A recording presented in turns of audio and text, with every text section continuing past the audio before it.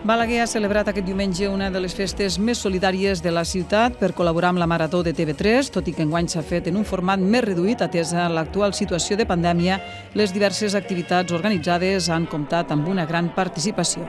Una de les accions més rellevants aquí a la ciutat en favor de la Marató són els estels que des de ja fa dies llueixen al passeig de l'Estació i també a la plaça del Mercadal.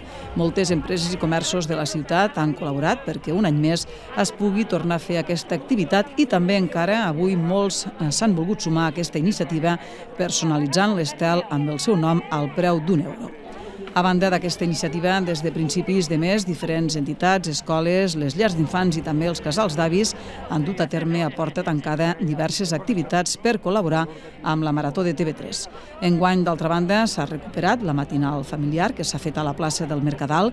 Prèviament ha tingut lloc una caminada solidària fins al monestir de les Franqueses, organitzada per la Taula per la Salut Mental de la Noguera en col·laboració amb el Centre Excursionista de Balaguer.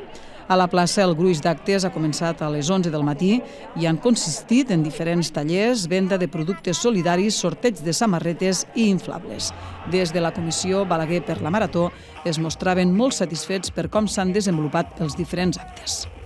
Bé, jo penso que hem d'estar satisfets per aquesta matinal familiar, tot i el fred, que no hem vist el sol, però bé, això ja és habitual a la nostra ciutat. Crec que Balaguer ha sortit i hem estat també un any més una ciutat solidària com es mereix, no?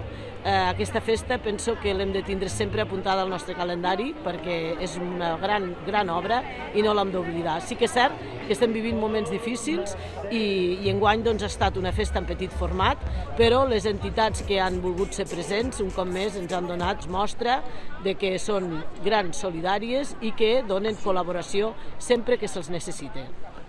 Durant la matinal s'ha presentat també el projecte de sensibilització a través del qual es va crear la cançó Estima't, de la qual també la ciutadania ha pogut gaudir aquest diumenge. La cançó Estima't s'ha pogut escoltar en el marc de la Marató Artística, que també s'ha fet a la plaça del Mercadal, amb diferents actuacions a càrrec de diverses entitats de la ciutat, la Xemeneia Espai de Dansa i Creació, l'Escola Municipal de Gimnàstica Rítmica, l'Escola de Dansa Montse Miret, la Casa Urbana, Swing Noguera, l'Orfeo Balaguerí i Dansa, Centre de Dansa i Benestar i el Servei de Rehabilitació Comunitària.